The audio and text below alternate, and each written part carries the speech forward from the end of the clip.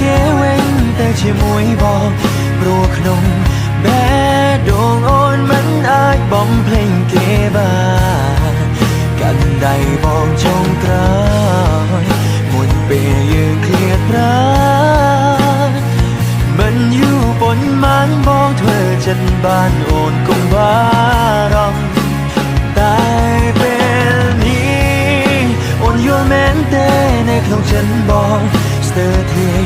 បែដូងកាន់ដៃនួនល្អងឲ្យទៅគេញញឹមលាយទឹកភ្នែកត្រូវដើរចេញចងចាញ់ក្តីស្នេហ៍តែអូនត្រូវចាំក្តីសុខមៀងវាជារបង